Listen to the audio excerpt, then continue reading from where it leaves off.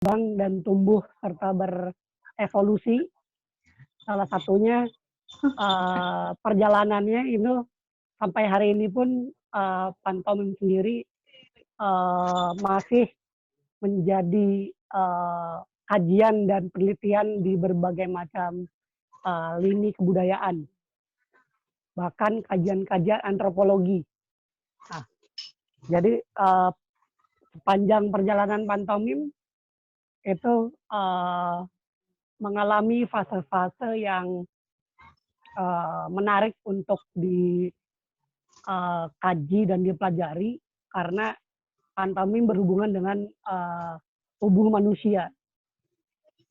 Berat itu aja ya nak wangi mah bahasan. Ya, gimana kan? Lanjut. Oh ya, ya jadi pantomim itu berkaitan dengan antropologi ya pada akhirnya. Nah, jadi kenapa demikian? Karena pantomim sendiri salah satu modalnya adalah tubuh dan imajinasi. Nah, jadi mungkin sesi ini cenderung bagaimana kita bisa mengenal tubuh kita dan diri kita sendiri untuk bisa mengekspresikan sesuatu hal dengan bahasa tubuh, bahasa gerak gitu. Nah, jadi perjalanan pantomim sendiri itu sama seperti perjalanan ketika orang belum berkata-kata gitu. Jadi ketika orang belum berkata-kata, dia menggunakan bahasa tubuh dengan kode-kode kinetiknya gitu, dengan kode-kode tubuhnya. Nah, namun di sisi lain edukasi itu sangat perlu untuk bagaimana orang lebih mengenal dirinya. Jadi orang lebih mengenal dirinya dan salah satunya adalah ada kesadaran untuk bisa melibatkan dirinya pada orang-orang lain gitu. Dan juga pada lingkungan sekitarnya. Nah, ini sangkut pautnya bagaimana kita bisa membaca bagi para seniman pantomim terutama bisa membaca perkembangan zaman gitu atau peradaban itu sendiri gitu. Memang ini apa ya, bisa bilang cukup berat dan bahasanya cukup berat dan rumit karena saya juga belajar membaca beberapa literatur yang ada di buku itu menunjukkan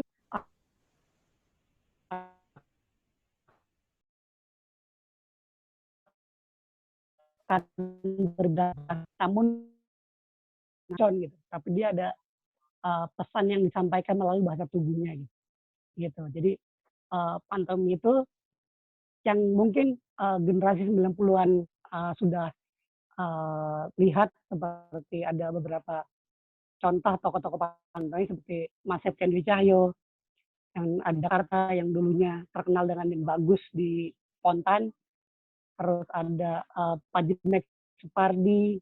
Nah, sebelum masa-masa itu juga ada Rena Utoy dan Didi Petet. Nah, sejarah itu tidak bisa lepas dari perjalanan pantomim ketika masuk ke Indonesia. Nah, tokoh-tokoh ini yang sangat mengawali atau merintis pantomim atau bagian dari pelopor pantomim di Indonesia gitu. Nah, banyak para pelaku-pelaku pantomim sendiri masih belum mencari bagaimana pantomim Indonesia yang seyogianya dimiliki dengan karakter budaya Indonesia gitu. Nah, gitu. Jadi pantomim sampai hari ini masih menjadi perbincangan di kalangan pantomimnya juga di luar dari pantomim itu sendiri untuk bisa berkolaborasi dan bisa berkontribusi di ruang-ruang yang manusiawi gitu.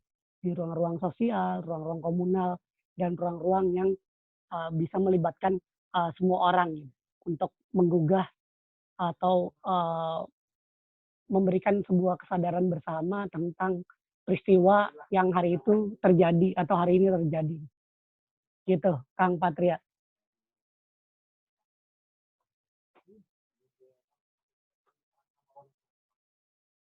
Oke, mantap. Terima kasih penjelasannya, Kang. Sampai di situ kita akan mengalir saja. Gitu ya, Kang Ya, ya? ini mengalir saja. Sampai di situ kita akan mengalir aja.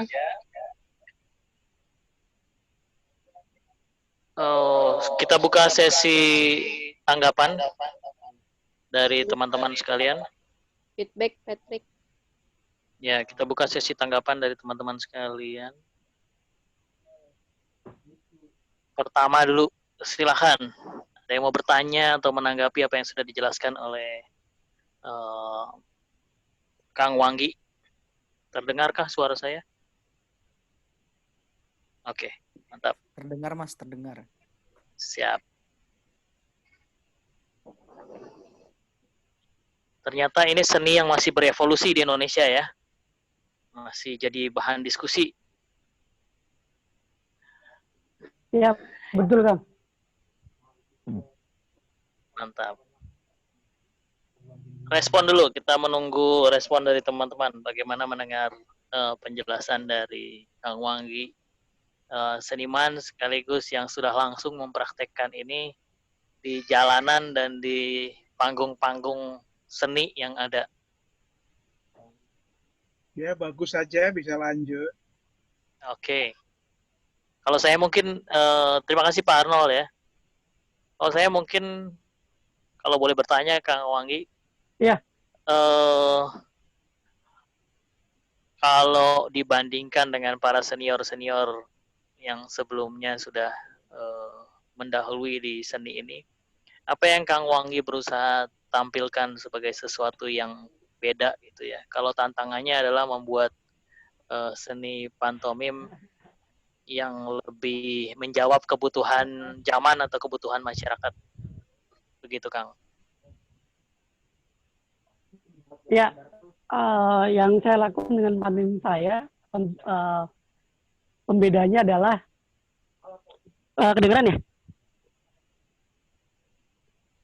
Oke, pembedanya adalah saya mencoba memfilterisasi atau mengadopsi beberapa inspirator-inspirator di dunia pantomim, terutama para pendahulu, untuk bisa jadi bagian bagaimana ini memang agak sulit ketika saya ingin menjadi diri sendiri gitu. Jadi mempunyai karakter saya sendiri gitu. Nah, salah satunya secara organik saya menumbuhkan kumis, kemudian saya memakai perangkat-perangkat kostum lokal gitu ya, budaya-budaya lokal gitu. Terutama yang saya pakai adalah baju Baduy, kebetulan dapat dari teman yang ada di Banten, kemudian saya gunakan itu, kemudian ikat Baduy dan kostum itu Baduy dari Baduy dalam dan Baduy luar gitu. Nah, kenapa saya muncul kayak itu? Salah satu adalah saya bisa mengkampanyekan kebudayaan kita gitu, kebudayaan Indonesia gitu, Nusantara terutama ya. Gitu. Nah, itu adalah karakteristik yang tidak lepas dari akar kita gitu. Nah, selain itu saya juga secara otentik bercerita atau membuat seni pertunjukan yang sifatnya adalah peristiwa yang up to date pada saat itu gitu. Ketika banyak sekali bukan hanya persoalan masa lalu yang ada di negeri ini, tapi juga hari ini terjadi di Indonesia, saya coba untuk tampilkan dengan berbagai macam referensi atau hasil riset dan kajian-kajian yang saya dapat dari sumber-sumber atau data-data yang saya dapat dari teman-teman, terutama NGO, juga beberapa kawan-kawan yang mengarsipkan data-data tersebut. Jadi salah satunya itu. Jadi saya mencoba untuk turun ke jalan atau ke panggung itu dengan proses-proses pelatihan yang dimulai dari riset, membaca peta masyarakat, terus juga membaca bagaimana saya ketika berhubungan langsung dengan masyarakat, juga mengukur kapasitas saya sebagai pelaku seni sendiri gitu, untuk bisa eh, menyampaikan pesan yang hendak saya sampaikan gitu. Jadi itu pun satunya untuk bagaimana bisa meyakinkan mereka dengan kondisi hari ini seperti apa gitu. Pendekatannya seperti itu gitu. Jadi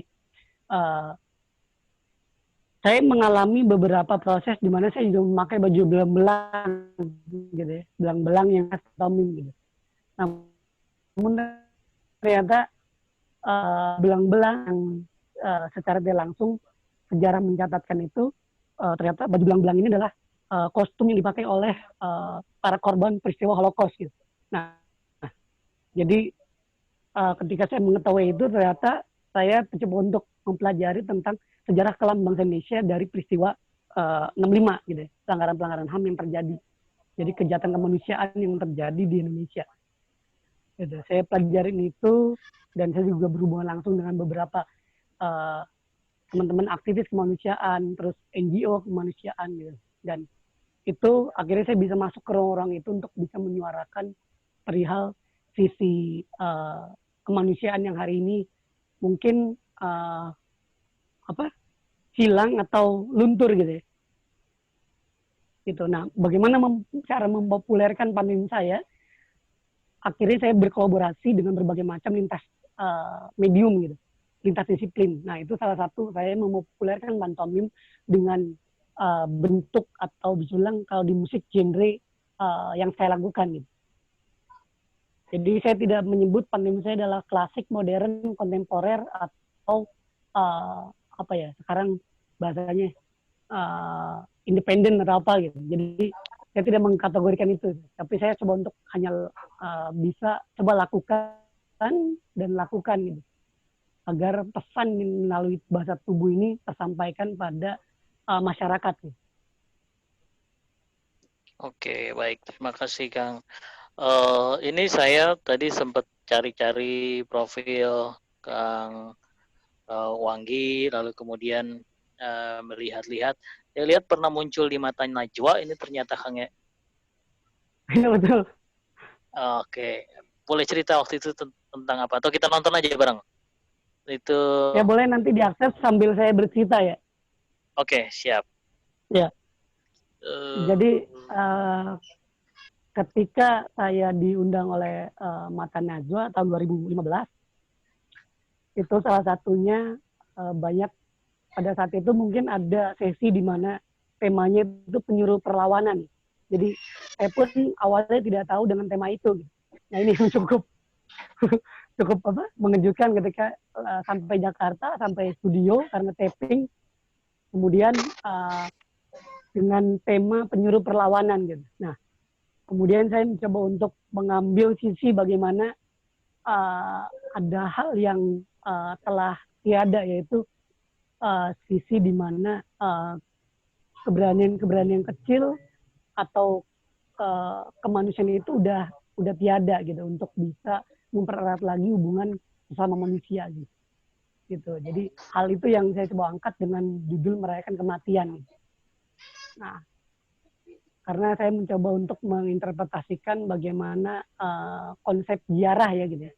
Konsep ziarah menziarahi sebuah kuburan atau pemakaman, dan mungkin di sana jadi interaksi yang lain ketika saya mengingat lagi orang-orang pendahulu dengan perjuangannya gitu. Baik. Jadi ya Mata Najwa ini salah satu ruang di mana saya bisa menyampaikan keresahan saya dan keberlanjutan karya serta pemikiran saya yang selama ini saya lakukan. Baik, kita nonton sebentar. Boleh kan? Oke, semoga audionya masuk.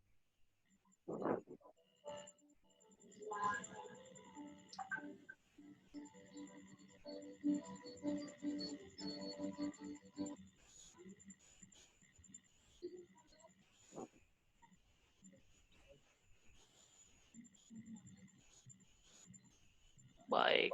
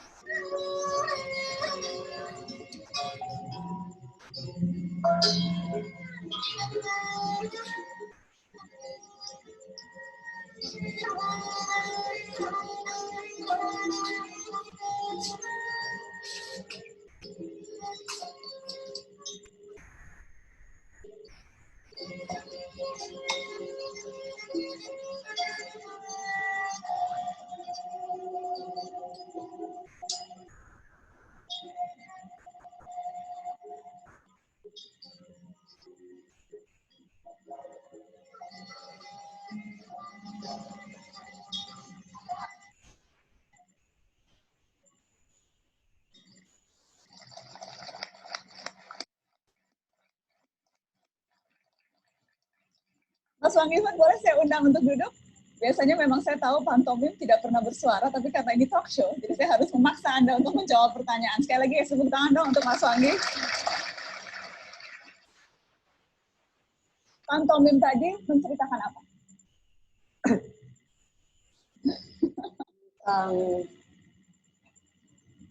Merayakan kematian. Kematian kok dirayakan? Ya. Jadi saya anggap Indonesia kecil, Indonesia besar, dunia ini sudah mati. Karena orang-orangnya sudah tidak bisa lagi merawat ingatan.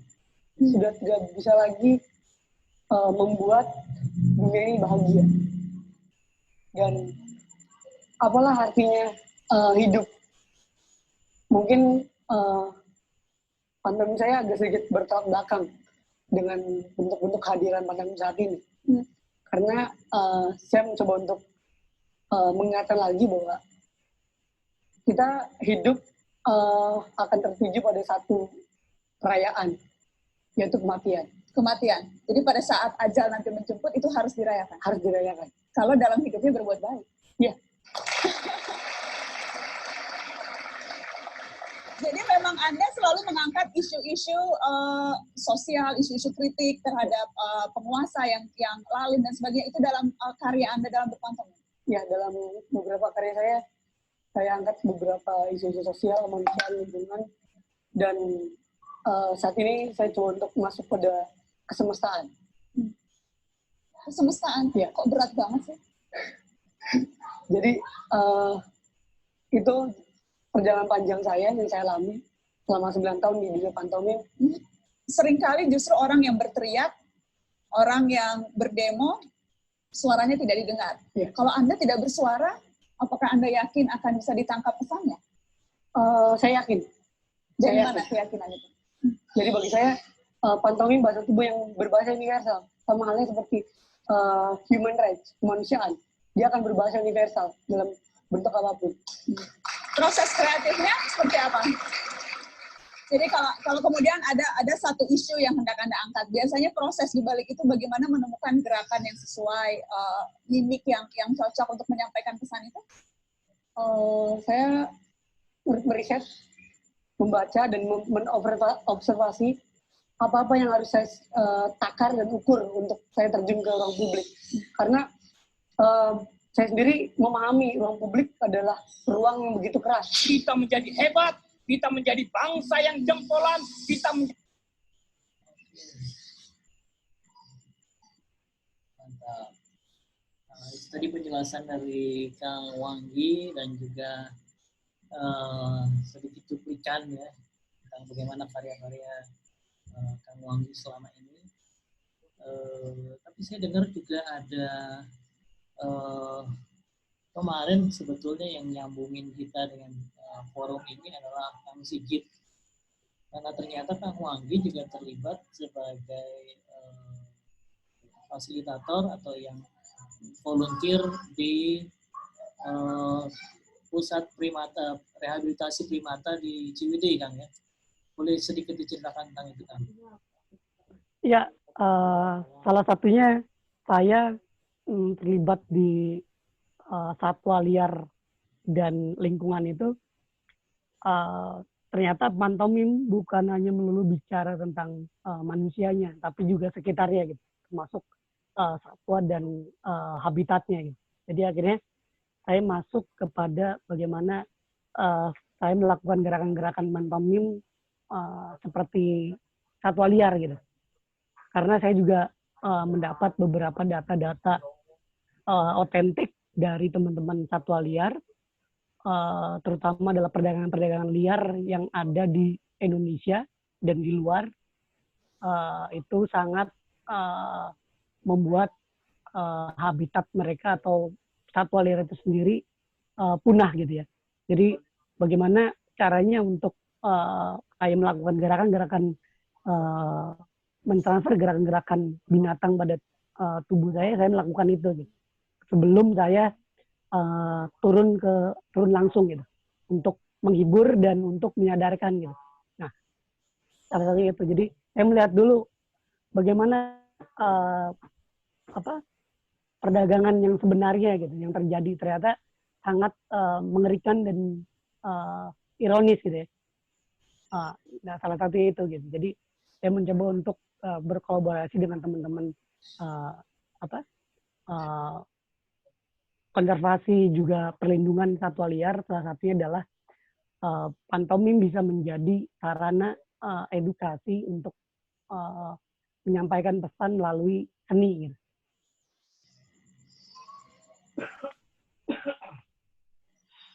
Baik.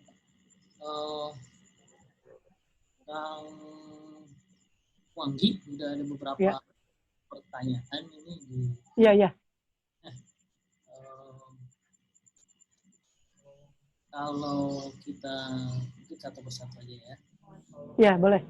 Teman-teman lain yang kalau ada pertanyaan atau ada apapun yang mau ditanyakan atau direspon, kalau sedang tidak sempat, boleh langsung ditulis aja di Zoom chat ya di bawah ya. Kita mulai dari yang pertama, Kang. Gimana caranya membuat pantomim lebih populer atau latihan dan penampilannya lebih mudah diakses oleh masyarakat luas? Ya, oke. Jadi bagaimana cara membuat pantomim populer? Salah satunya adalah memanfaatkan teknologi yang hadir hari ini. Gitu. Jadi saya benar-benar memanfaatkan teknologi. Salah satunya adalah sosial media. Nah, bagaimana saya bisa membawa ke ranah seni saya yang bisa ditonton langsung, kemudian saya sebarkan di sosial media gitu. Nah, namun saya tidak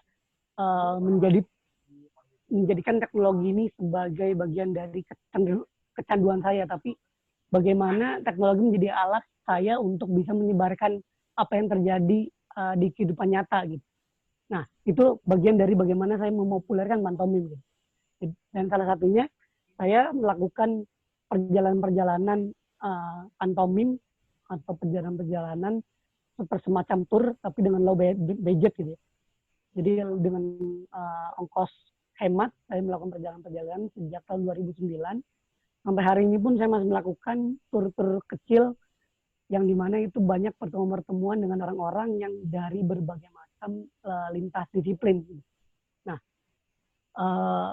gerakan-gerakan yang saya lakukan di pantomim sendiri itu hasil dari pembacaan saya terhadap ruang yang saya temuin gitu. Nah, jadi ada hal otentik di sana.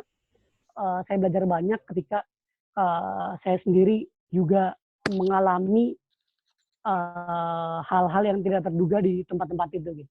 Bahkan ada peristiwa-peristiwa yang saya alami berkaitan dengan hal yang dimana saya bilang agak sedikit ke alam lain gitu ya. Jadi ada energi atau interaksi dengan alam lain gitu. Nah, ini pun juga saya selalu mensiasati itu dan menemukan hal itu gitu. Jadi ternyata pantomim bukan hanya bicara tentang manusia dengan manusia, tapi juga dia antara manusia dengan alam, kemudian dengan alam lain gitu. ini agak goyang gitu. Tapi itu yang saya temuin gitu. Ini menyadarkan saya sendiri untuk coba untuk berbuat baik sendiri, belajar lagi pada akhirnya gitu. Jadi ada unsur-unsur spiritualitas juga ternyata dalam pantomim. Iya, iya betul. Oke, baik. Karena di sana mungkin ada ini, Kang Patria. Jadi di sana ada bentuk algoritma gitu ya. Jadi ternyata gerakan-gerakan itu juga bukan hanya gerakan-gerakan yang dilakukan hanya sehari-hari, tapi gerakan-gerakan yang secara alamiah muncul ketika trends atau apa ya bahasanya ya trends di atas panggung gitu. Tapi cerita itu sudah dikonsep dan sudah menjadi baku, namun ada bentuk-bentuk kalau orang melihat akan menjadi bentuk improvisasi atau spontanitas gitu. Yeah, the magic of stage ya. Yeah. Ada hal-hal yang di luar ekspektasi seringkali terjadi di panggung ya. Betul. Oke, ini praktis nih Kang. Profil Akang di dunia maya, di invitation ada ya. Di invitation silahkan ada Instagramnya, dari Instagram bisa nyambung ke kontaknya, atau kalau butuh kontaknya bisa kontak saya. Lalu kemudian apakah ada channel YouTube khusus? Ada Wanggi Hood Doc. Oke, Wanggi Hood DOC. DOCS. DOCS. Oke. Silahkan, mohon Kang Adi jadi volunteer ditulis di chatroom. Wanggi Hood Doc DOCS. Ya. Lalu pertanyaan berikutnya, bagaimana cara membuat gerakan-gerakan dalam pantomim sesuai dengan tema atau pesan yang ingin disampaikan? Ini mungkin proses kreatif yang tadi, Kang. Ini banyak peserta di sini adalah fasilitator, trainer, coach, yang ketika membaca judul poster kita itu langsung, wah, apakah benar ini bisa dipakai untuk sebuah proses memfasilitasi atau menyampaikan value kepada peserta kita gitu. Itu mungkin kan. Oke. Jadi gerakan-gerakan yang saya lakukan adalah gerakan yang saya mix dari gerakan keseharian, juga gerakan yang alami hadir di atas panggung gitu. Dan juga ada yang dilatihkan gitu. Jadi gerakan-gerakan ini saya temukan melalui pembacaan-pembacaan ruang dan pembacaan dari bagaimana psikologi saya dengan massa gitu. Nah, jadi itu pun harus ada kepekaan dari senimannya gitu ya. Gitu untuk bagaimana bisa mengendalikan penonton agar nyaman dan agar bisa menikmati apa yang dihadirkan gitu. Karena saya beberapa kali juga menjadi kajian dari kampus-kampus atau mahasiswa untuk S1, skripsi dan tesis gitu. Karena lebih banyaknya adalah komunikasi massa gitu. Jadi salah satunya itu gitu. Untuk bisa menyampaikan itu kan saya sendiri banyak bertanya beberapa dari teman-teman senam pantomim itu secara literatur ataupun secara oral seperti ini itu teman-teman itu hanya bicara tentang copy paste dari blogspot dan artikel gitu. Nah, padahal ini ruang bagaimana bisa pantomim ini adalah literasi yang luas gitu. Dia bisa bicara tentang antropologi, dia bisa bicara tentang psikologi, dia bisa bicara tentang literasinya sendiri, juga dia bisa dari kajian-kajian budaya serta di luar dari ilmu pantomim gitu, atau ilmu-ilmu yang secara langsung berkaitan dengan penelitian-penelitian gitu. Nah, jadi gerakan-gerakan yang saya temukan itu saya amati dan saya simpan di memori, kemudian saya latihkan dengan rutin untuk bisa menciptakan satu cerita yang dimana cerita ini bisa menjadi satu jawaban besar gitu. Jadi karena pantomim itu kan sifatnya imajinasi kan. Jadi bagaimana imajinasi dari penonton ini akan luas gitu, multitafsir gitu. Jadi penonton akan mentafsirkannya lebih luas lagi gitu. Tidak melulu ketika seperti makan sesuatu. Nah, bukan hanya makan makan manis, pedas ataupun pahit gitu, tapi dia akan luas gitu menafsirkannya gitu. Jadi itu. Jadi gerakan-gerakan saya itu berdasarkan dari pembacaan ruang dan interview terhadap tanya jawab saya terhadap orang-orang di sekitarnya itu.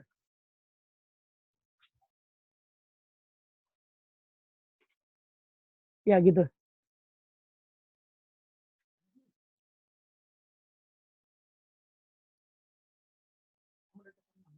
Halo, Kang Pat.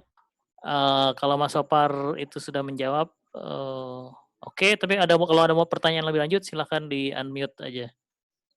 Atau mau menanggapi, Pak Sopar ya. Itu tadi menjawab pertanyaan dari Mas Sopar. Ya, Pak Sopar. Betul. Nggak gampang sih kalau menyampaikan pesan dengan sebuah gerakan. Jadi saya mungkin ke Mas Wanggi, yang agak susah tuh menurut saya adalah gerakan dengan pesan yang mau disampaikan itu membuat sinerginya dan terhadap penontonnya itu yang memang agak sulit. Mungkin agak susah kita, orang awam ya yang nggak tahu pantomim, ini pesan apa sih yang ingin disampaikan seperti itu. Pokoknya di situ sih sebenarnya gerakan. Mungkin Mas Wanggi bisa mencontohkan ke kita bisa mendebat dengan mimik atau gerakan, kita bisa dapat pesan nggak dari situ, gitu loh. Iya. Bisa ngasih contoh ke kita nggak kalau mungkin mimiknya seperti ini, pesannya seperti ini, ataupun dengan style, ataupun dengan gaya atau gerakan seperti ini, mungkin bisa pesannya bisa kita dapat sampai gitu loh. Oh iya, boleh. Mau. Siap. Oke, nanti kita ada saya mau menyambut teman-teman yang baru pada datang dulu nih ya. Pak Pranajaya, Pak Opai dari Medan nih Pak ya.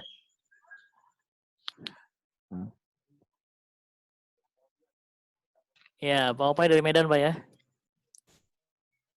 Setahu saya siap dari Medan. Medan. Ada Bandung juga, Kang Sigit. Pak Alfonso Simarmata, Jakarta Pak ya.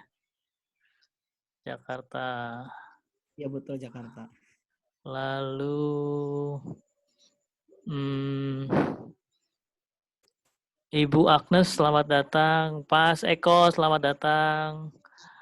Ada Mas Frans Susanto, ini penerjemah bahasa isyarat sering muncul di TVRI. Dia juga mantap. tertarik nih. Ya. Ibu Rini, fasilitator juga. Pak Riz Triawan, dia juga sangat tertarik dengan ilmu teater katanya. Ya, itu sayanya semua yang baru datang. Baik, kita lanjut. Mungkin karena ini tanpa suara, silakan matikan kamera Anda, ya. Silakan tebak pesan dari apa yang akan ditunjukkan oleh Mas Wanggi berikut ini. Ya.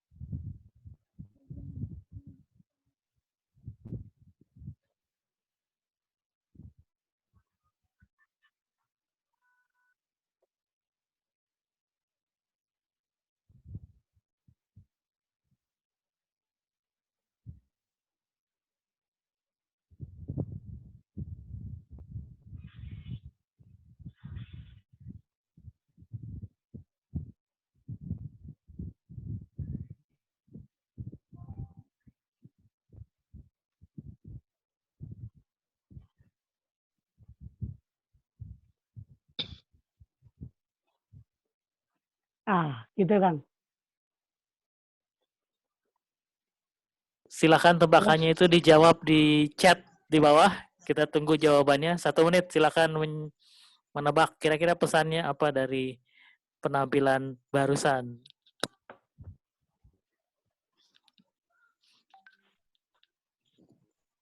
Silahkan ditebak. Sudah ada. Hidup punya gigi itu repot. Masukin benang dalam jarum. Punya gigi berlubang gak enak banget. Rasa sakit itu segera berlalu dan muncul rasa bahagia. Kita tunggu lagi, masih ada nih pasti. Ada 16 orang di sini. Silahkan ditebak apa pesan dari pantomim barusan.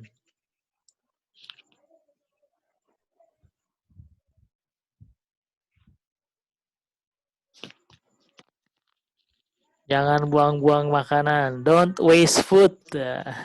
Termasuk yang masih tersisa di gigi, kalau bisa dikunyah juga. Habis makan enak. Ya. Mungkin makan steak. Apa aja bisa dipakai buat bikin enak. Habis enak terus lupa. Oke. Makanan enak. Dan jawabannya adalah bersih-bersih diri itu penting. Masih ada nih.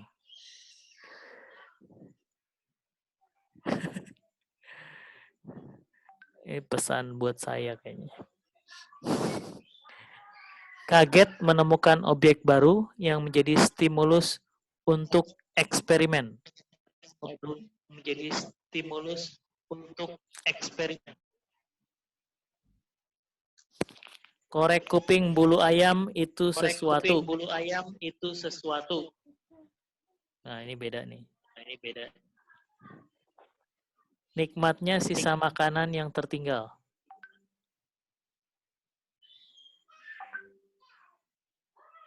Oke. Kayaknya udah semua. Oh, masih ada. Sebuah benang bisa menjadi multi-tool. Silakan Kang Wanggi deh. Ya. Satu benda untuk semua fungsi.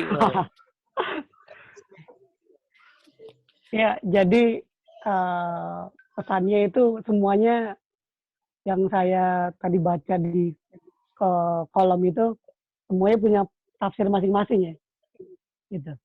Nah, namun ada yang saya sampaikan adalah perjuangan itu gitu. Jadi perjuangan untuk menuju kenikmatan gitu.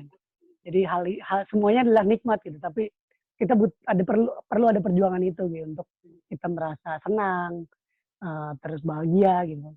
Karena ada sisi kenikmatan yang harus disyukurin gitu.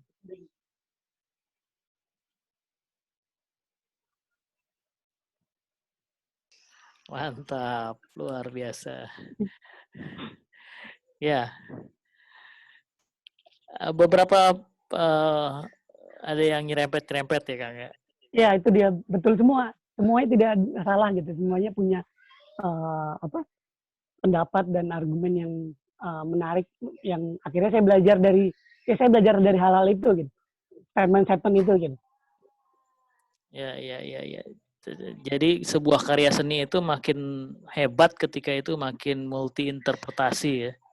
Iya. Makin menjawab interpretasi masing-masing ya. Kita lagi butuhnya apa nih? Oh ternyata itu mengajarkan saya, menurut saya begini gitu ya. Sementara kita tergoda buat pengen ini yang dimaksud oleh senimannya apa sih gitu kan?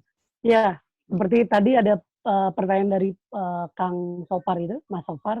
Jadi Mas Sopar kan juga bagaimana gerakan-gerakannya bisa dimengerti gitu ya, dan langsung dipahami. Nah, tapi dalam seni itu kan tidak seluruhnya langsung bisa dicerna atau dipahami gitu. Butuh waktu juga gitu. Sama seperti kita memakan makanan gitu ya. Kalau kita menelan, mungkin rasanya tidak akan mendapatkan proses itu gitu. Tapi kita mengunyah gitu kan. Mengunyah dan menikmatinya gitu. Perlahan-lahan kita akan tahu apa pesan dan rasa dari makanan yang kita makan gitu. Jadi kalau kita langsung menelan secara langsung itu ya sudah selesai gitu, nggak ada lagi yang dipertanyakan gitu. Tapi ketika kita mengunyah, nah itu ada kenikmatan ketika ada rasa pedas, ada pahit, ada bawang sedikit nih, atau ada jahenya atau ada rasa di makanan itu gitu. Mas Wanggi nanya dong. Oh iya boleh. Mas Wanggi ketika pertunjukannya kita ngomongin soal interpretasi ya. Kalau misalnya terlalu liar apa nggak bahaya? Maksudnya gini, kan Mas Wanggi sebagai senimannya memberikan suatu pertunjukan tadi tuh. Misalnya saya sebagai orang awam yang nonton, interpretasi saya bisa macam-macam dong. Dan interpretasi teman saya sebelah yang nonton juga bisa macam-macam dong. Betul. Nah, bisa beda gitu. Kalau kita interpretasinya nggak sama, terus menjadi liar, apakah tidak berbahaya? Apakah sebelum tampil harus di framing dulu kah atau bagaimana gitu? Ya, pada akhirnya ya. Oke. Ya, Mbak Mila. Jadi pada akhirnya kita harus tahu di mana kita berada gitu, ruang gitu ya. Termasuk saya ketika berada di ruang bersama anak-anak gitu ya. Nah, tapi itu pun juga saya tidak bisa menyalahkan ketika di sana ada anak-anak. Gitu. Pasti ada hal-hal yang sifatnya dekat, gerakan-gerakan yang dekat dengan mereka gitu. Karena sejauh ini kan saya juga mayoritas banyak sekali yang saya lakukan itu bersama para teman-teman atau apresiator seni pertunjukan yang sudah kritis gitu ya, atau sudah cerdas gitu menangkap sebuah fenomena gitu, dan juga yang sudah tahu pembacaan saya, karya-karya saya berbicara apa saja gitu. Jadi itu pun tidak menjadi soal, biarkan liar dan menggeliat gitu, karena kalau ketika liar ini juga bisa terkontrol itu baik, namun ketika liarnya tidak bisa terkontrol dan lepas itu bisa gelo gitu kan. Gitu. Jadi perlu ada kontrol juga, saling mengingatkan lah pada intinya. Iya, jadi saya nggak tahu kalau di pertunjukan yang sesungguhnya pantomim ada interview setelahnya nggak, seperti di Mata Najwa itu kan? Ya, itu sebenarnya ada Mas. Okay. Ada diskusinya ya, sharing diskusi ada gitu. Kesimpulannya gitu, konklusinya ada gitu Mas setelah selesai? Ada. Biasanya beres pertunjukan ada diskusinya, sharing gitu, diskusi. Gitu. Juga ada sesi di mana si penonton request gitu kan. Gitu, dengan misalkan memancing. Nah, itu akan melakukan memancing dengan cara yang berbeda gitu. Baik. Ini berkaitan bahwa dunia ini bukan milik kita saja. Dunia ini harus kita lestarikan untuk generasi selanjutnya nih. Pertanyaannya nih. setelah sekian lama berprofesi sebagai namanya pantomimers atau sebagai seniman pantomim, Pak, bisa. Sebagai seniman pantomim, gimana sih minat anak-anak terhadap seni pantomim? Ada nggak upaya khusus atau event yang akan lakukan untuk pengenalan seni ini kepada anak-anak? Atau ada komunitasnya nggak sih? Mungkin kalau bahasa saya, ada grup WhatsApp para pantomim nggak sih? Para seniman pantomim gitu ya? Silakan, Kang. Ya, jadi ada salah satu lokakarya yang dilakukan oleh beberapa seniman pantomim terhadap anak-anak gitu, untuk generasi selanjutnya gitu ya. Nah, juga ada ruang di mana yang sudah disediakan tiap tahunnya itu ada festival lomba seni siswa nasional gitu. Nah, ruang itu yang digagas oleh Mas Septian, namun kan baik lagi pada kenyataannya atau pada realitasnya itu kembali lagi pada si anak gitu.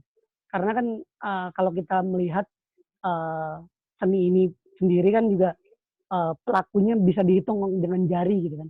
Para pelaku dan senimannya bisa dihitung dengan jari dan juga dengan jam terbang serta jejaring yang mereka punya gitu. Nah, jadi ada ruangnya gitu. Ada grup WhatsApp-nya ada, asosiasinya ada, organisasinya ada gitu. Jadi di dunia ini ada organisasi yang menaunginya yaitu World Meme Organization. Nah, kebetulan saya ditunjuk menjadi salah satu anggota untuk terus produktif dan menyebarkan perkembangan pantomim di beberapa negara yang hari ini sedang produktif dan muncul generasi-generasi muda baru gitu. Gitu. Jadi setiap seniman pantomim punya porsi untuk masuk ke ruang-ruang yang untuk bagaimana bisa mengedukasi dan mengontrol generasi yang sedang berjalan ini. Termasuk saya sendiri juga kepada generasi muda di bawah saya atau di atas 5 tahun, itu saya juga selalu memberikan edukasi-edukasi untuk bagaimana seperti halnya melakukan kritik, melakukan penyadaran, melakukan ingatan terhadap sebuah persoalan gitu. Nah, untuk anak-anak sendiri juga ada koridornya gitu, ada porsinya. Para seniman pantomim punya ruang itu gitu untuk bisa mengedukasi anak-anak ketika jangan jajan sembarangan gitu. Nah, tema-tema yang hadir atau yang ada di kalangan anak-anak gitu. Karena itu sendiri hubungannya akan berkaitan dengan peristiwa yang dialami oleh anak-anak gitu. Karena saya sendiri harus menanggalkan sisi ego saya atau sisi kritis saya terhadap hal itu gitu. Tapi itu pun harus kita jadi anak-anak gitu. Kita harus jadi anak-anak untuk bisa masuk ke dunia mereka gitu. Kita harus jadi anak muda yang hari ini kritis dengan persoalan-persoalan negaranya untuk bisa menjadi diri mereka gitu. Jadi apa sih yang diingin oleh setiap generasi itu gitu. Oke, baik. Gitu, Mas Patria. Terima kasih, Kang Wanggi. Di sini ada hadir juga Mas Sigit Rimba. Ya. Halo Mas Sigit. Mas Sigit ini adalah saksi dari Kang Wanggi yang menjadi fasilitator dan promotor untuk supaya anak-anak kesimpulan akhirnya adalah ya, betul. Jangan pelihara binatang liar di rumah gitu ya. Itu kesimpulan akhirnya. Betul. Boleh nggak Kang Sigit kasih apresiasi gimana sih cara Kang Wanggi selama ini dengan pantomimnya menyentuh hati anak-anak itu sehingga pulang itu punya semangat untuk jadi duta primata ya, yang banyak dari primata-primata di tempatnya Mas Sigit, tempat rehabilitasi Mas Sigit itu tidak bisa dikembalikan lagi ke alam liar karena sudah terlalu lama di kerangkeng yang kecil, di kandang yang kecil, makanan yang enggak sesuai dengan makanan mereka. Silakan Kang Sigit. Halo, cek. Salam buat semuanya. Halo, Kang Sigit. Jelas, suara saya jelas? Ya, ini awal pertemuan sih agak kaget gitu, datang seseorang mengaku jadi volunteer dengan kumis yang cetar gitu. Saya juga nggak kenal siapa Kang Wanggi. Nah, pas ketika datang, karena kita terbuka untuk siapapun yang belajar, yang saya aneh dia cuman keliling ke kandang, diem cukup lama ngeliatin, baru tanya ke rekannya yang bawa ke tempat kami, itu apa maksudnya diem depan kandang ngeliatin oa, ngeliatin surili gitu. Ternyata proses apa ya, mungkin ini ya, observasi gerakan-gerakan yang akhirnya kita ngobrol lebih jauh, dibuatlah sebuah event mengumpulkan volunteer, mengumpulkan masyarakat dan anak-anak sekolah di satu tempat, kemudian kita cerita tentang hewan, tentang hutan. Di akhir acara, Kang Wanggi ini datang dengan dupanya, dengan ranting-rantingnya, anak-anak kaget juga. Kaget, tidak ada yang berbicara satupun, tapi di akhir kegiatan, oh semuanya tepuk tangan meriah gitu. Walaupun kita bertanya-tanya ini ngapain nih orang mukanya dilukis terus bergerak-gerak gitu, terus bawa bau-bauan, kan ya namanya di kampung kan, kalau ada yang bau-bauan dupa dan lain-lain langsung spiritualnya atau serasa ada sesuatu lah, hal-hal spiritual. Intinya itu, jadi Kang Wanggi mengenalkan gerakan-gerakan yang dia observasi di kandang, dia observasi di hutan, disampaikan ke anak-anak, dan anak-anak bisa nyampainya, oh kita nggak boleh pelihara, hutan harus dijaga. Itu menarik walaupun dia tidak bercerita gitu. Di akhir sesi, tadi ceritanya sedikit ya, sharing season ya Kang Wanggi dulu ya, waktu kita bikin acara Surili, Suara Pelestari Lingkungan. Nah, mungkin itu sih, jadi awal perkenalan itu, sampai dia Kang Wanggi rutin datang ke tempat kami, observasi, kita tukar cerita, sampai ada tamu kami dari Inggris, terkesima juga ngelihat penampilannya ini ikonik katanya. Saya senang dengan kumisnya. Terima kasih, mungkin itu Kang Patrick. Baik, terima kasih Kang Wanggi. Jadi volunteer sekarang di Pusat Rehabilitasi Primata. Cuma ada di Pulau Jawa, cuma ada di Ciwidey buat yang belum tahu. Tidak bisa dikunjungi karena harus steril dari manusia. Ada pertanyaan lain lagi juga nih Kang ya. Apakah unsur-unsur spiritual juga dialami oleh praktisi-praktisi pantomim dari Eropa lain misalnya?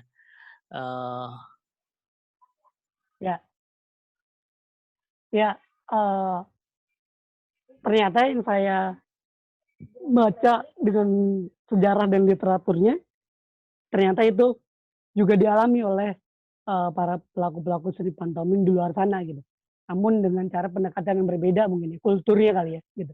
Jadi salah satunya adalah inspirator saya Marcel Marceau. Jadi dia menemukan perjalanan spiritualnya atau melakukan hal spiritual di pertunjukannya itu dengan cara hening gitu ya. Jadi meditatif gitu, sifatnya adalah meditatif. Gitu. Nah, karena dia menemukan dengan cara-cara mungkin ada seperti yoga gitu kan, seperti mediasi. Gitu. Nah, jadi komunikasi yang dia lakukan adalah komunikasi hening gitu, yang itu juga dilakukan oleh pantomim gitu. Jadi spiritual itu muncul dari keheningan itu sendiri. Gitu. Bahasa itu muncul dari keheningan itu sendiri. Gitu.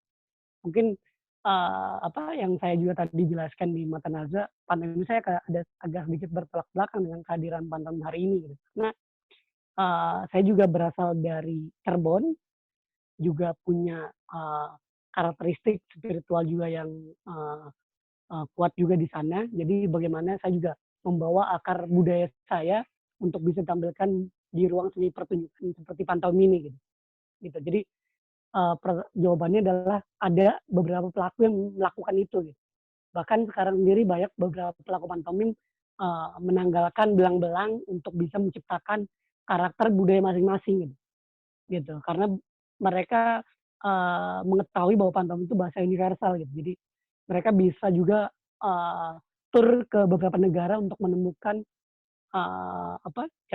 jati diri atau akar budaya masing-masing dan menjadikan penemuan-penemuannya itu menjadi karakternya diri sendirinya gitu. Oke, mantap. Terima kasih, Kang. Apakah itu menjawab pertanyaan? Kalau tidak, silakan dilanjutkan ya dengan pertanyaan lanjutan. Sementara kita skimming nih pertanyaan berikutnya Ya, boleh. atau respon. Ini nanti ada permintaan di akhir, ada nggak karya terbaru Kang Wangi Hud sesuai dengan situasi terkini corona nih kan pada di rumah dan lain-lain. Nanti mungkin di akhir ya, di akhir kita tunjukkan itu, tapi sementara kita menjawab ini. Ini ada tadi seperti yang saya bilang tadi, penerjemah isyarat yang sering di pojok kanan Boleh. TV itu. Ada nggak tips atau pesan Akang agar para relawan ini, para penerjemah bahasa isyarat ini yang baru mau dan mulai muncul di Indonesia ya, mulai berani mengekspresikan sebuah informasi dengan gerak tubuh, mimik, dan ekspresi wajah sehingga kami bisa lebih all out lagi dalam menyampaikan pesan. Jadi godaannya ya menyampaikan bahasa isyarat aja tanpa ekspresi gitu. Tapi sebenarnya kan lebih bagus kalau dengan ekspresi juga seperti ngomong kayak manusia biasa. Gitu Kang, ada tips nggak agar pesannya lebih sampai gitu? Dari Mas Frans. Salah satunya, Mas Frans. Salah satunya, saya selalu memperhatikan juga teman-teman yang melakukan dengan bahasa isyarat gitu ya di TV-TV gitu ya, yang di pojok gitu kan. Jadi karena mungkin dari beberapa kita tidak mengetahui bahasa isyarat itu gitu ya, tidak mempelajari betul bahasa isyarat itu, akhirnya kita tidak mengerti gitu ya. Tapi kalau kita mempelajari bahasa isyarat yang sudah baku gitu kan, yang sudah ada dalam kamus bahasa isyarat sendiri, itu akan mengerti gitu. Nah, saya sangat hormat dan angkat topi buat teman-teman yang melakukan hal itu, karena itu adalah bagian dari komunikasi nonverbal yang bisa dibuka aksesnya seperti apa ya, hal yang inklusif gitu ya. Jadi teman-teman bisa menyebarkan itu pada teman-teman teman tuli gitu ya. Karena itu pun juga salah satu upaya saya juga yang saya alami dengan berteman dengan teman-teman di teman tuli, disabilitas gitu kan, Down syndrome. Nah, itu saya juga melakukan hal itu gitu.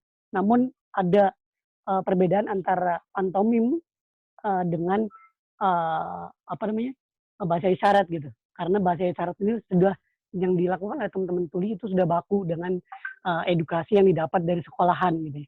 Nah, pantomim ini dia benar-benar melihat dari bagaimana dia menyerap dari lingkungan sekitar dengan kondisi sekitar gitu. Bahkan itu dia biasanya menceritakan perasaan personal gitu kan. Nah, ini yang membeda karena saya juga menemukan ketika melakukan obrolan dengan teman yang ada di Bali, dia juga salah satu guru bahasa isyarat di SLB. Ternyata antara bahasa isyarat satu tempat dengan tempat lain itu berbeda gitu. Seperti ibu gitu, ayah gitu. Nah, itu berbeda gitu.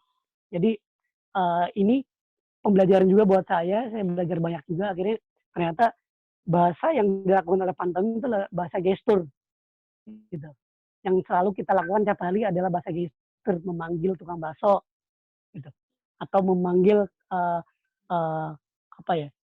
teman kita gitu, atau melakukan tos, melakukan sambutan sapaan gitu. Nah, dan berbeda juga yang dilakukan oleh teman-teman teman tuli gitu ya. Karena tepuk tangan di teman tuli dengan tepuk tangan di seperti kita yang normal itu berbeda gitu tepuk tangannya gitu. Tepuk tangannya begini, teman-teman tuli. Nah, kalau kita kan begini.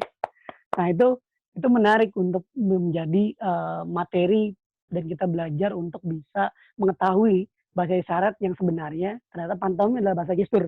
Nah, dan mereka melakukan bahasa dengan isyaratnya, gitu, dengan kode-kode, dengan simbol-simbol gitu. Jadi ini yang kadang kita tidak mengikuti perkembangan dari teman-teman tuli gitu. Kalau kita belajar bahasa isyarat sama teman-teman tuli, itu kita akan bisa mengerti beberapa simbol-simbol gitu ya, simbol tangan gitu, simbol jari yang dan abjad yang mereka lakukan gitu, di pelajaran bahasa isyarat itu gitu.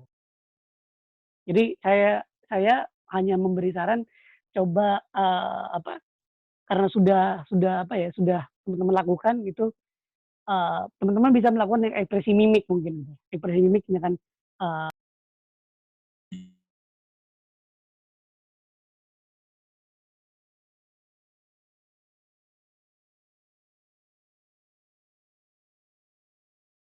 Tomim gitu ya.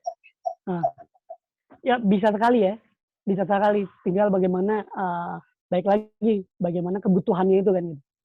Jadi kebutuhannya diperuntukkan untuk apa gitu.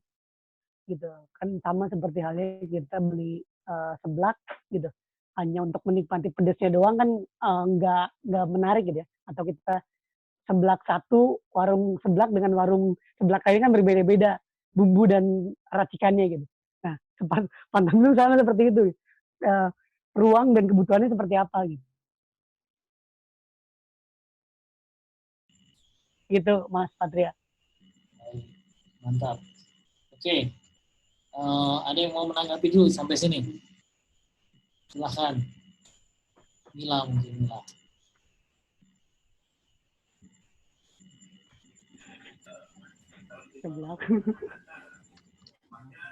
Mas Wanggi. Ya, Pak Eko. Oke, kalau misalkan seperti ini, kan ada ini udah jadi berita nasional, Glenn Fredly dipanggil Tuhan ya. Ya. Kadang bagaimana misalkan membuat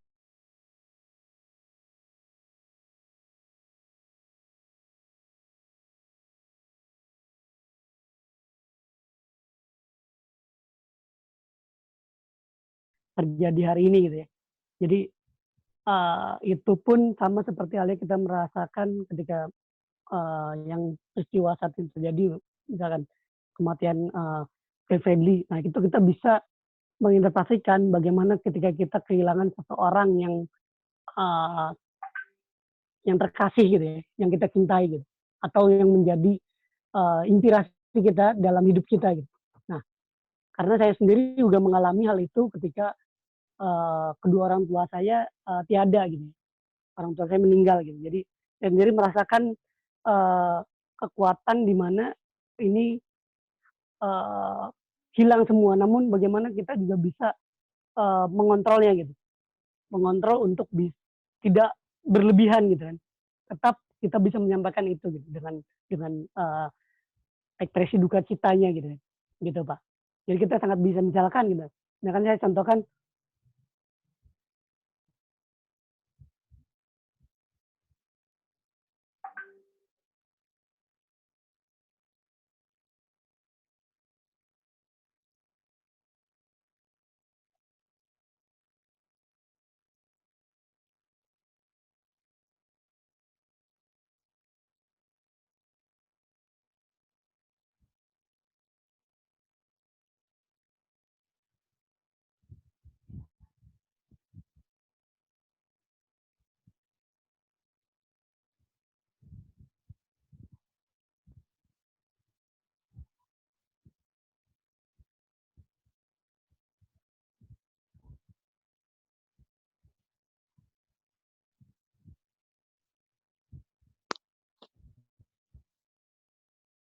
ya gitu, Pak. Oke, keren banget. Thank you. Jadi ternyata ada semacam bahasa universal ya, bahasa universal dalam gerak gitu ya, kira-kira gitu. Ya. Terima kasih. Iya, Pak, sama-sama, Pak. Mantap, Pak Eko. Terima kasih. Ini saya nggak ngelihat nih, saya ketinggalan nih. Pak Eko ekspresinya apa nih? Kata Mas Sigit katanya ekspresinya Mas Eko keren banget. Bagus, Pak Eko. Jadi semua pengen berpantomim ya. Tinggal pakai mic Pak Eko. Kami sempat berdiskusi tadi saya dan Kang Wanggi, apakah kita buat breakout room terus kita semua pantomim di semua grup gitu masing-masing dengan ekspresi terbaik dengan pesan terbaik. Terus kemudian jangan ntar pada takut. Ya, tapi akhirnya memang kalau kita mau pakai ini sebagai tools kita untuk seperti Kang Wanggi memfasilitasi pendidikan cinta alamnya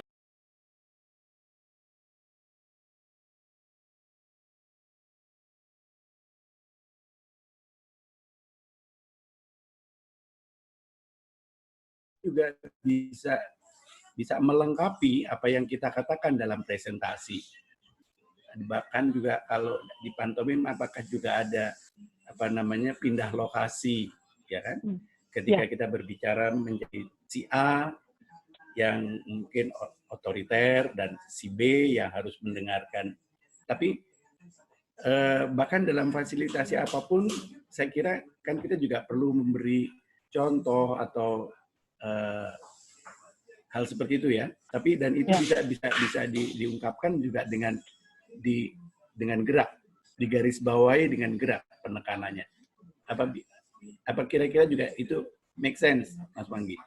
Ya sangat make sense, Pak Eko. Jadi bahasa tubuh kan bahasa yang paling jujur ya, gitu. Sama seperti halnya kita gerak secara gerusu atau kita akan terlihat gitu, terburu-buru, juga gerakan tidak tenang dan tidak nyaman bagi satu lingkaran gitu ya, atau satu tongkrongan gitu, kita akan terlihat gitu. Jadi gestur itu juga kita bisa baca di sekitar kita gitu, teman-teman terdekat kita terutama gitu.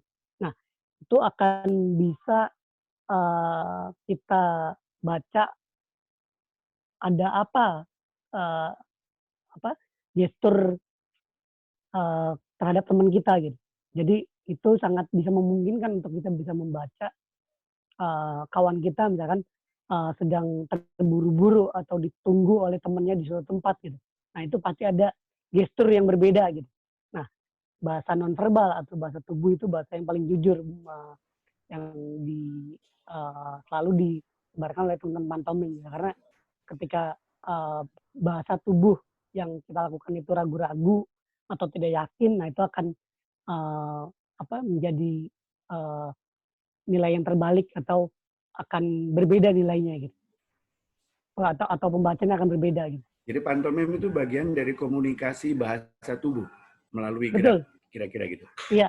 Thank you. Betul Pak Eko. Oke, kita dikejar materi nih. Ada banyak pertanyaan, tapi kita lanjut aja supaya lebih lengkap, Kang ya. Pantomim sebagai media terapi, bagaimana ini bisa dijelaskan, Kang? Ya, pantomim itu sebagai media terapi, salah satunya ketika saya melakukan tahun 2012 itu saya melakukan pantomim di anak-anak Down syndrome dan autis. Nah, itu pembacaan saya memang agak lama. Saya baru sadar ketika taruhlah 1 bulan, 2 bulan jauh dari mereka.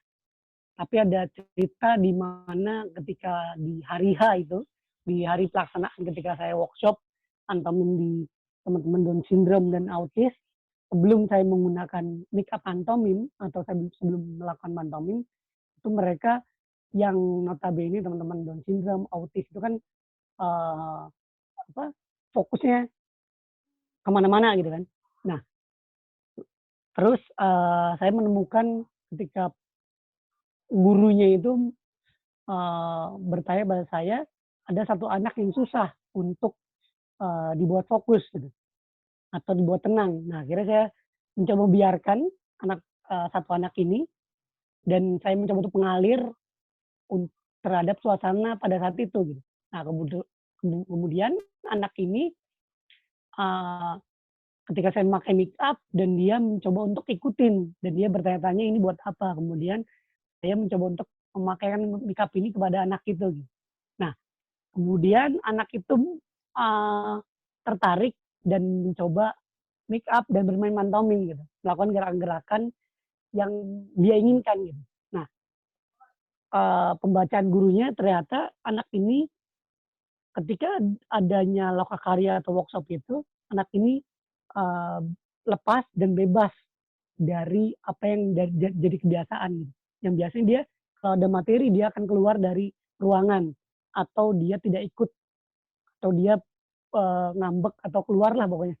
Dan ketika saat itu materi saya dia tenang dan mengikuti suasana gitu. Nah, selang waktu ada 1-2 minggu itu saya mendapat kabar dari gurunya, ternyata efek dari atau dampak impact dari workshop itu dia mendapat di mana satu titik di rumahnya dia melakukan gerakan-gerakan yang sudah pernah dilakukan di workshop gitu. Nah ini laporan dari orang tuanya gitu.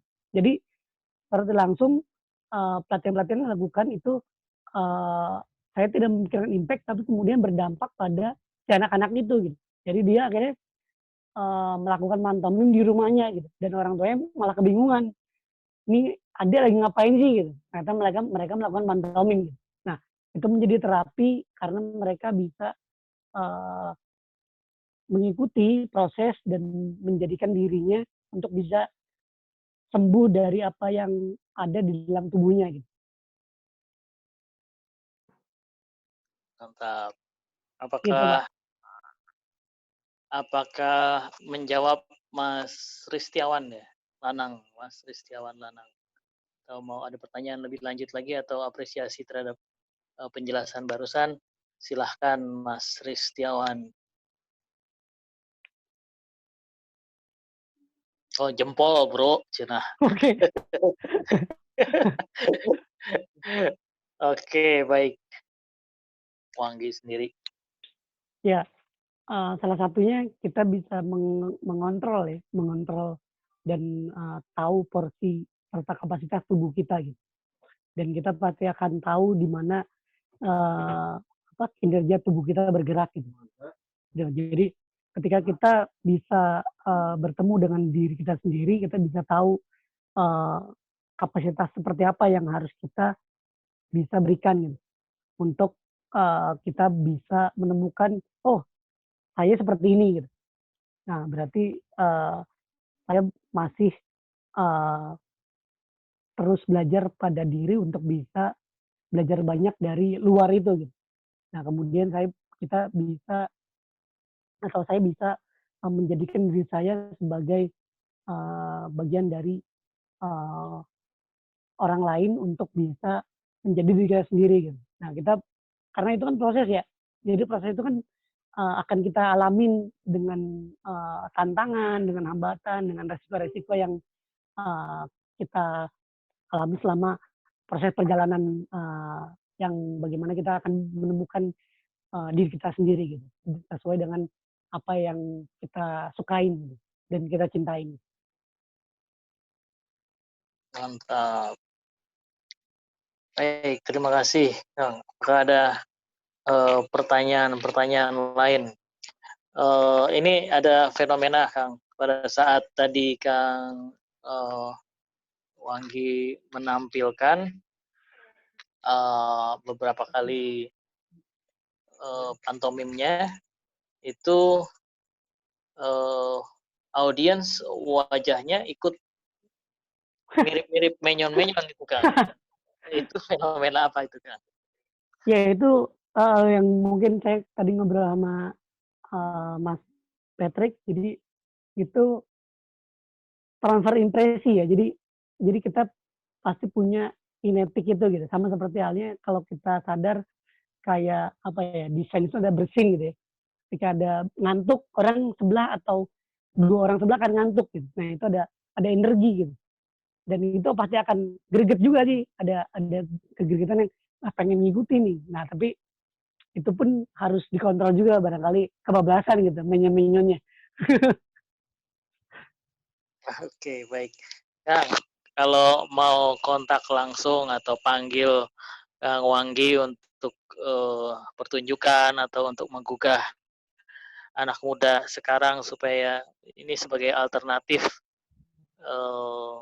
profesi juga kan? Ya.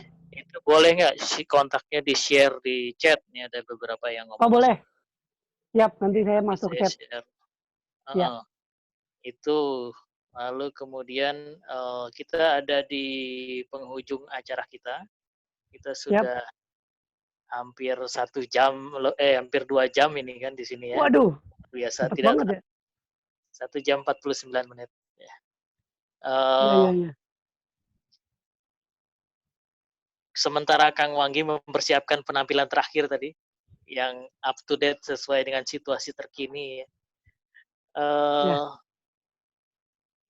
Ada pertanyaan ini berhubungan dengan badut. Mungkin bisa jadi diskusi kita bersama.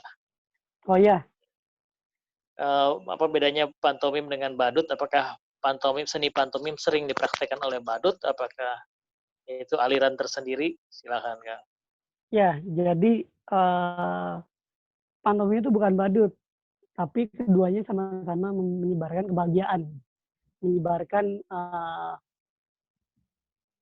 nilai-nilai kehidupan gitu ya, menyebarkan nilai-nilai kemanusiaan, menyebarkan hal-hal yang sifatnya baik gitu. Nah, yang bagaimana kalau di pantomim ada beberapa gerakan atau gestur dan beberapa tempo yang terjadi dalam waktu tertentu gitu. Jadi humor itu ada humor yang berjalan, kita akan menemukan sisi humornya gitu. Nah, dalam perjalanan itu kita akan menemukan sisi humor dan leluconnya, lucu-lucunya gitu. Namun di perjalanan itu tetap kita menyebarkan hal-hal itu gitu, hal-hal yang sifatnya menyebarkan kebaikan, nilai kehidupan, nilai kemanusiaan, sosial gitu ya. Nah, namun di badut sendiri itu karena badut juga salah satu ilmu yang berbeda dari pantomim, namun disiplin tubuhnya lebih empower gitu ya, lebih punya power karena dia terus bergerak gitu. Dia terus bergerak untuk bisa menghadirkan tawa gitu ya. Nah, dan badut sendiri juga punya ornamen dari dalam tubuh itu kan berbeda gitu. Jadi perangkat-perangkat tubuhnya berbeda, ada hidung besar gitu. Alis, mungkin topi, baju kebesaran gitu. Nah, seperti Charlie Chaplin itu dia clown tapi punya disiplin tubuh dan cerita yang masuk pada ranah pantomim gitu. Nah, dan dia juga menyebarkan pantomim melalui karya-karya filmnya gitu. Nah, itu pun disebut Bapak Pantomim juga Bapak Badut dunia gitu kan. Jadi dia bisa masuk keduanya gitu. Gitu. Charlie Chaplin ini gitu. Itu jadi badut itu ilmu yang berbeda tapi punya cara menyebarkan kebaikan yang sama gitu. Memang banyak hari ini kita melihat badut-badut yang menakutkan gitu ya. Menakutkan anak-anak, juga ada yang badut yang bisa menyebarkan kegembiraan gitu. Gitu. Namun di teman-teman badut sendiri juga pada akhirnya ada literasi-literasi yang mereka tidak membaca ataupun literasi yang belum mereka dapat gitu ya. Ilmu-ilmu bagaimana langsung seperti ibaratnya teman-teman badut, banyak saya mendapat laporan banyak teman-teman badut itu tidak banyak teman-teman yang hobi membaca gitu. Nah, ini juga agak kerepotan karena membaca itu kan bukan hanya membaca buku, tapi juga membaca ruang-ruang sekitar atau tempat-tempat sekitar. Salah satunya adalah bentuk-bentuk kontribusi terhadap persoalan apapun untuk bisa memberikan solusi kecil minimalnya. Jadi ada tindakan kecil terhadap fenomena atau peristiwa itu. Salah satunya kolaborasi. Nah, banyak dari teman-teman badut itu ada yang masih belum melakukan jejaring seperti itu gitu. Nah, ini upaya saya juga bersama teman-teman badut untuk bisa terkoneksi dengan teman-teman lain gitu. Untuk bisa teman-teman badut bisa terangkat ini. Gitu. Soalnya banyak teman-teman badut akhirnya pada ranah proyek-proyek doang gitu. Ternyata ada Charlie Chaplin juga di Garut zaman dulu pernah tampil katanya. Iya, pernah ada. Dia liburan ke Garut, ke Bali, Garut, Surabaya. Mas Wanggi. Baik, teman-teman. Ya. Kalau seni patung kayak kita suka lihat di Bandung tuh, di mana ya? Asia Afrika. Ya, Asia Afrika. Kalau di Jakarta di Kota Tua. Di Kota Tua. Itu apakah masuknya ke street pantomim atau gimana ya? Mereka humanoid. Humanoid, jadi manekin gitu. Human manekin gitu. Mereka cuma diam.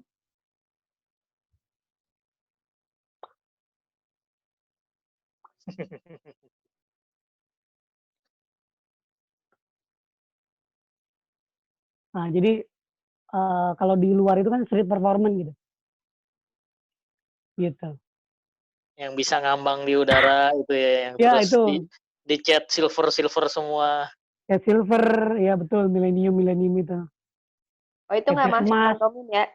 Ya, itu masuk street performance. Humanoid sebutnya. Oke, baik. Teman-teman silahkan istirahat setengah menit.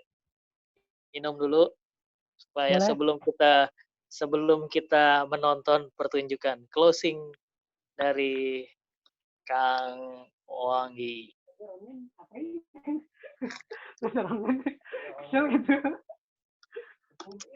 Kang Wangi lagi persiapan kayaknya. Make up dulu dong, make up.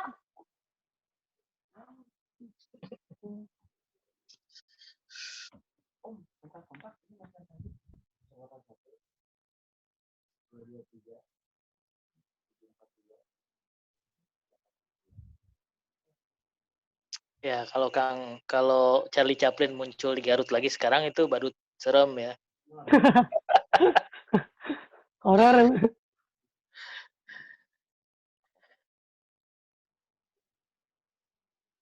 Oke, baik. Ini ada ABC Counting and Nursery Rhyme. My first book.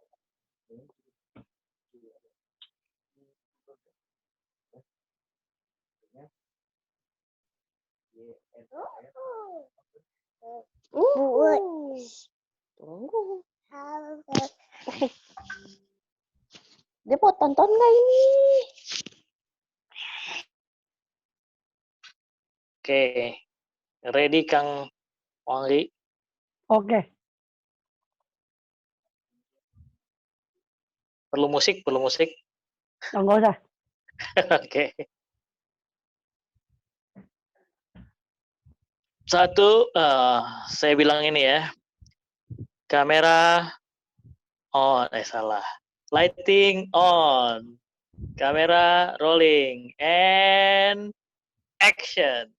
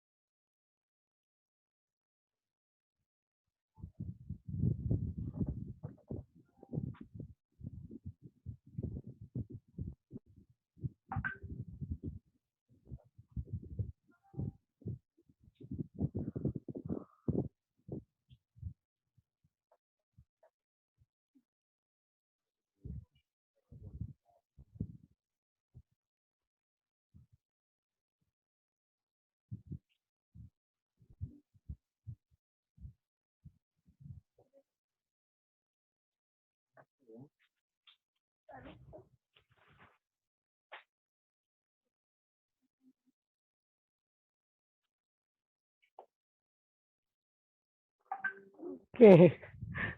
Oke, silakan beri judul pada penampilan barusan.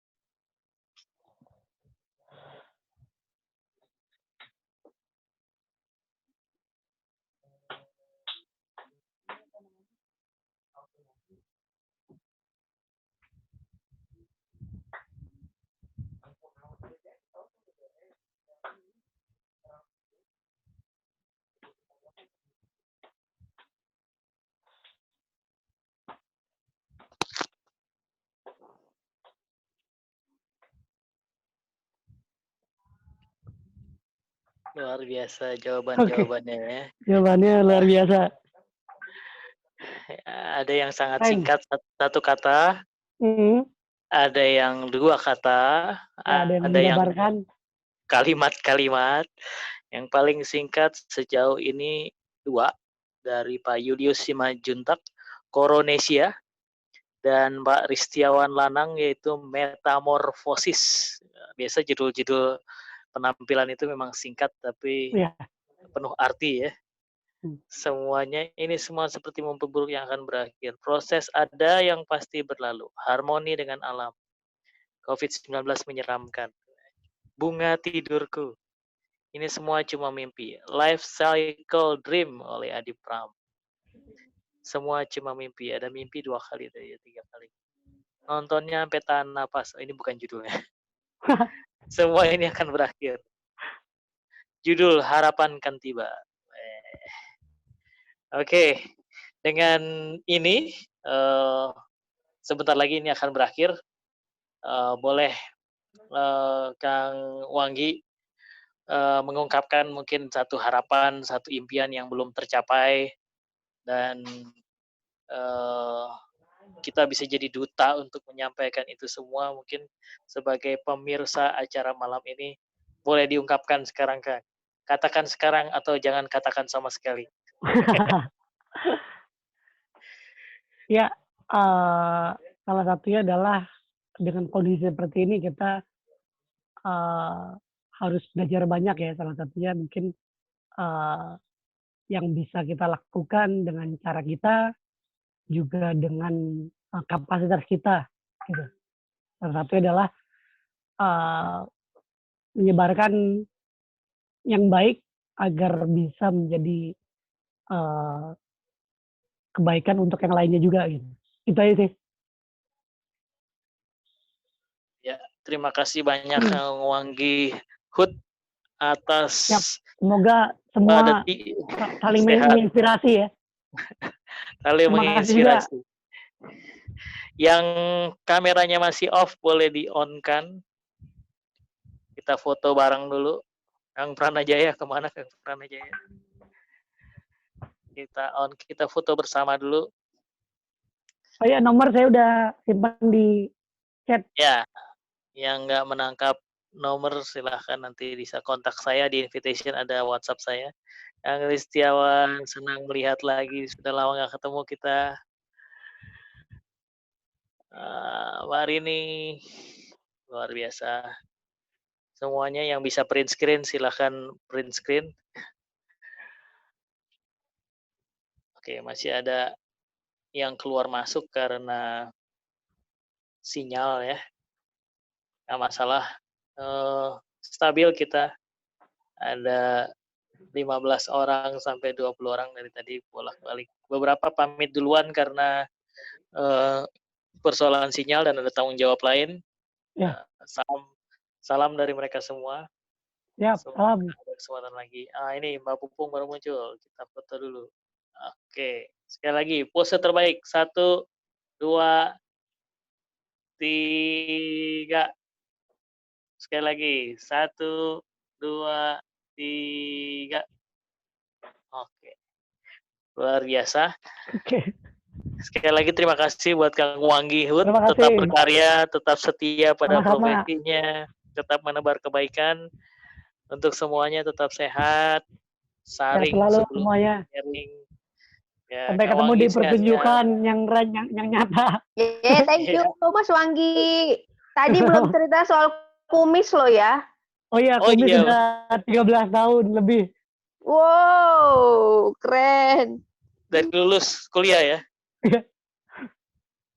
Luar biasa. Makasih ya. Sampai jumpa. Terima kasih semuanya. Terima kasih Mas Hati-hati kalau bersihin Kang Wanggi. Jangan sampai yang sang di kumis. Siap, Kang. Gigit. Semprot pakai detol.